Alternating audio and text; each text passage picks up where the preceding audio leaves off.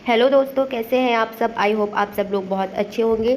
चलिए दोस्तों, आज एक बार फिर से नए वीडियो में आपका स्वागत करते हैं। चलिए आज हम आपको पढ़ाएंगे प्राकृतिक वनस्पतियाँ। ठीक है, इसके जो वर्गीकरण है, देखिए इसको बहुत सारे वर्गीकरण में बांटा गया है। चलिए हम आपको एक एक समझाते हैं। समूह ए में कौन सा है? वन समूह उष्णकटिबंधीय आर्द्र सदाबहार वन, जिसका कितना प्रतिशत है? 2.61। समूह दो में कौन सा है? उष्णकटिबंधीय अर्ध सदाबहार वन, जिसका कितना परसेंटेज है? 9.27। ठीक है। समूह तीन में कौन सा है? उष्णकटिबंधीय नम पर्णपाती वन, जिसका कितना परसेंटेज है? 17.65। समूह चार में कौन सा है? तटीय एवं दलदली वन, जिसका है प्रतिशत कितना प्रतिशत है? 0.73। समूह पाँच में कौन सा है? उष्णकटिबंधीय शुष्क पर्णपाती वन, जिसका कितना परसेंटेज है? 40.86। फिर नेक्स्ट है उष्णकटिबंधीय कांटेदार वन, जिसका कितना परसेंट है? 2.72। उष्णकटिबंधीय शुष्क सदाबहार वन, जिसका कितना परसेंटेज है? 0.12। उपोष्णकटिबंधीय चौड़ी पत्ती युक्त पर्वतीय वन कितना है? 4.26। उपोष्णकटिबंधीय कोरधारी वन 2.36। उपोष्णकटिबंधीय शुष्क सदाबहार वन 0.02। माउंटेन आर्द्र समशीतोष्ण वन का कितना परसेंटेज है? 2.66। हिमालयी समशीतोष्ण वन कितना है? 3.35। हिमालयी शुष्क समशीतोष्ण वन कितना है? 0.73। उप अल्पाइन एवं अल्पाइन वन कितना है? 0.47 एवं प्लांटेशंस TOF कितना है? 8.45। दोस्तों ये NCERT में ये डाटा दिया गया है, आप एक बार इसको रिवाइज कर लीजिएगा, याद कर लीजिएगा, क्योंकि इसमें से कोई भी वन देकर आपसे उसका परसेंटेज पूछा जा सकता है। चलिए अब हम आगे चलते हैं।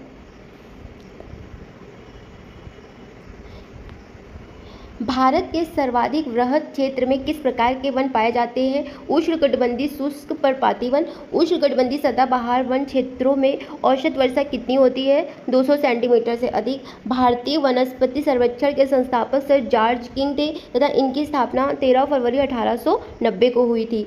भारत में सिनकोना वृक्ष कहाँ पाया जाता है? दार्जिलिंग में पाया जाता है। कत्था बनाने हेतु किस वृक्ष की लकड़ी का प्रयोग होता है? खैर, जिसका नाम है खैर।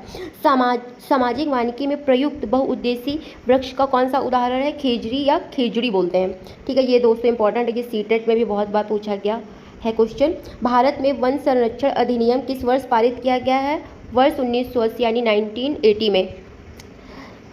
सागौन तथा साल के वृक्ष किस प्रकार के वनों में पाए जाते हैं? सागौन तथा साल के वृक्ष किस प्रकार के वनों में पाए जाते हैं? उष्णकटिबंधीय आर्द्र पर्णपाती वनों में। पश्चिमी हिमालय की शीतोष्ण पेटी में यानी टेम्परेचर जोन में देवदार वृक्षों का बाहुल्य है, मतलब वहाँ पे देवदार के जो पेड़ होते हैं वो बहुत ज़्यादा मात्रा में पाए जाते हैं। बांस की कौन सी प्रजाति छत्तीसगढ़ में सर्वाधिक पाई जाती है? लाठी बांस। क्या बोलते हैं? लाठी बांस। ठीक है, चलिए अब हम आगे चलते हैं। लंबी जड़ों और नुकीले कांटों अथवा सूल युक्त झाड़ियों और लघु वृक्षों वाले वन सामान्यतः पाए जाते हैं राजस्थान में। संयुक्त राष्ट्र खाद्य एवं कृषि संगठन की नवीन रिपोर्ट के अनुसार वार्षिक स्तर पर वन क्षेत्रों में सबसे ज़्यादा वृद्धि में भारत को विश्व में कौन सा स्थान प्राप्त हुआ है? 8वां स्थान प्राप्त हुआ है। भोजपत्र यानी भुर्ज वृक्ष कहाँ पाया जाता है? हिमालय में पाया जाता है। पलाश के वृक्ष को जंगल की आग भी कहा जाता है। भारत के किस राज्य में सागौन के वृक्ष पाए जाते हैं? मध्य प्रदेश में पाए जाते हैं। समुद्र तल से सर्वाधिक ऊंचाई पर पाया जाने वाला वृक्ष कौन सा है? देवदार है। कौन सा है? देवदार। ठीक है। चिपको आंदोलन के प्रणेता कौन है? ये मोस्ट इम्पॉर्टेंट क्वेश्चन है दोस्तों, ये किसी न किसी एग्ज़ाम में पूछ ही लिया जाता है, ये BPSC में भी पूछा गया है, तो इसको आप जरूर देखिएगा। कौन है? सुंदरलाल बहुगुणा। ठीक है। भारतीय वन संरक्षण सर्वेक्षण की स्थापना कब हुई थी? 1 जून 1981 को। भारत में मैंग्रोव वनस्पति कितने क्षेत्रफल में विस्तृत है? 4991.68 वर्ग किलोमीटर। ठीक है। ये मैं इसलिए बताती हूँ क्योंकि यहाँ से भी ये जो लिखा होता है नीचे, ये भी बहुत इंपॉर्टेंट होता है। भारतीय वन प्रबंधन संस्थान की स्थापना वर्ष 1982 भोपाल में की गई थी। चलिए अब हम आपको पढ़ाएंगे भारत के 8 वनस्पति क्षेत्र कौन कौन से हैं। ठीक है, चलिए नंबर 1 पे कौन सा है? पश्चिमी हिमालयी क्षेत्र, जो कि इसका विस्तार है कश्मीर से कुमायूं तक। ये इसमें देखिए कौन कौन से पेड़ पाए जाते हैं। शीतोष्णकटिबंधीय भाग, चीड़, देवदार, शंकुधारी वृक्ष जिसको कोनिफर्स भी बोलते हैं, वह चौड़ी पत्ती वाले शीतोष्ण वृक्ष, यहाँ पे एक और पाया जाता है अल्पाइन क्षेत्र में जो शीतोष्ण से ऊपरी सीमा पर श्वेत देवदार, श्वेत भोज वृक्ष और सदाबहार वृक्ष। फिर नंबर 2 पे हम चलते हैं पूर्वी हिमालय क्षेत्र जिसका विस्तार है सिक्किम से दार्जिलिंग। यहाँ पे शीतोष्ण क्षेत्र यानी यहाँ पे ओक का, जायफल, द्विफल, बड़े फूलों वाले सदाबहार वृक्ष और एवं छोटी बेत के जंगल पाए जाते हैं। नंबर 3 पर है असम क्षेत्र ब्रह्म, इसका विस्तार कहाँ से है? ब्रह्मपुत्र व सुरमा घाटियाँ। इसमें सदाबहार वन और बीच बीच में घने बांसों तथा लंबी घासों के भी झुरमुट हैं। नंबर 4 पे कौन सा है? सिंधु का मैदानी क्षेत्र जिसका विस्तार है पंजाब, पश्चिमी राजस्थान और उत्तरी गुजरात के मैदान। इसका वनस्पति इसका वितरण कैसे किया गया है? यह क्षेत्र शुष्क व गर्म है, इसमें कटीले वन व झाड़ियाँ मिलती है। गंगा का मैदानी क्षेत्र इसका विस्तार कहाँ से है? कछारी मैदान, इसमें गेहूं, चावल और गन्ने की खेती होती है। दक्कन क्षेत्र या भारतीय प्रायद्वीपीय समग्र भूमि तक है इसका विस्तार, इसमें पतझड़ वाले वृक्षों के जंगलों से लेकर तरह तरह की जंगलों की झाड़ियाँ वाले वन होते हैं। ठीक है, नेक्स्ट है मालाबार क्षेत्र, इसका विस्तार है प्रायद्वीपीय तट यानी कि इसमें क्या है?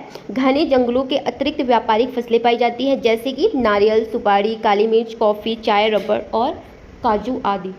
फिर नेक्स्ट है अंडमान क्षेत्र, इसका विस्तार कहाँ है? अंडमान द्वीप। इसमें सदाबहार, अर्ध सदाबहार, कक्ष वनस्पति, समुद्र तटीय व अल्पाइन जंगलों की अधिकता है। ठीक है, चलिए अब हम आगे चलते हैं। भारत के प्रमुख वानिकी शोध संस्थान, दोस्तों ये इम्पॉर्टेंट है, इसको आप ध्यान से देखिएगा, मैं इसको आपका करवाती हूँ। नंबर 1 पर है फॉरेस्ट रिसर्च इंस्टीट्यूट, इसकी स्थापना हुई है 1906 में, इसका क्षेत्र है देहरादून और राज्य है उत्तराखंड। फिर नेक्स्ट है institute of would science and technology, इसकी स्थापना हुई है 1938 में, इस कहाँ पर है? बेंगलोर और इसका राज्य कौन सा है? कर्नाटक। फिर नेक्स्ट है Indian plywood industry research and training institute, इसकी स्थापना हुई है 1962 में, इसका क्षेत्र है बेंगलोर और राज्य कौन सा है? कर्नाटक। फिर नेक्स्ट है हिमालयन फॉरेस्ट रिसर्च इंस्टीट्यूट, इसकी स्थापना हुई है 1977 में, क्षेत्र कौन सा है? हिमालय और इसका राज्य है हिमाचल प्रदेश। फिर नेक्स्ट है उष्णकटिबंधीय वनस्पति उद्यान और अनुसंधान संस्थान, इसकी स्थापना हुई है 1979 में, ये कहाँ पर है? तिरुवनंतपुरम है, जिसका राज्य है केरल। ठीक है, फिर नेक्स्ट है Indian institute of forest management, इसकी स्थापना हुई है 1982 में, कहाँ पर है? ये भोपाल, इसका राज्य है मध्य प्रदेश। फिर नेक्स्ट है एरिड फॉरेस्ट रिसर्च इंस्टीट्यूट, इसकी स्थापना हुई है 1985 में और इसका क्षेत्र है जोधपुर और राज्य है राजस्थान। फिर नेक्स्ट है ट्रॉपिकल फॉरेस्ट रिसर्च इंस्टीट्यूट, इसकी स्थापना हुई है 1988 में, क्षेत्र है जबलपुर और राज्य है मध्य प्रदेश।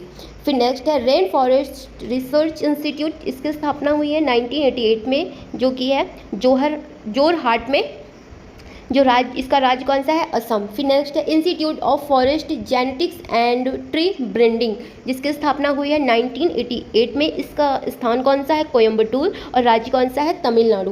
फिर नेक्स्ट है जीबी पंत हिमालय पर्यावरण एवं विकास संस्थान, इसकी स्थापना हुई है 1988 में, जो कि कहाँ पर है? अल्मोड़ा में है और राज्य कौन सा है? उत्तराखंड। फिर नेक्स्ट है centre of society forestry and eco rehabilitation, इसकी स्थापना कब हुई है? 1992 में और कौन से स्थान पर है? ये प्रयागराज में है और इसका राज्य कौन सा है? उत्तर प्रदेश।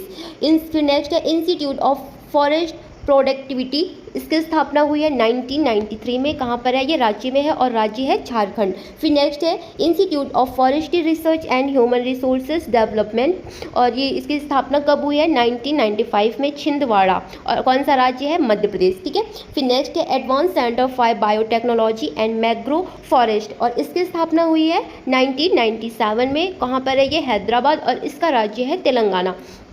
ठीक है, फिर चलते हैं नेक्स्ट पॉइंट देख लेते हैं। वर्ष 1973 में चिपको आंदोलन की शुरुआत गढ़वाल क्षेत्र के चमोली यानी जो कि प्रेजेंट टाइम में उत्तराखंड में है, उत्तर प्रदेश से की गई थी। ठीक है दोस्तों, आज के लिए ये इतना ही है, ये चैप्टर कंप्लीट हो गया है। अगर आपको हमारा वीडियो पसंद आया है तो लाइक, कमेंट, शेयर और सब्सक्राइब करना बिल्कुल भी ना भूलें। इसके पहले भी जो मैंने पढ़ाया हुआ है, अगर आपने नहीं देखा है तो वो जाकर आप वीडियोज़ देख लीजिएगा। चलिए, थैंक यू दोस्तों।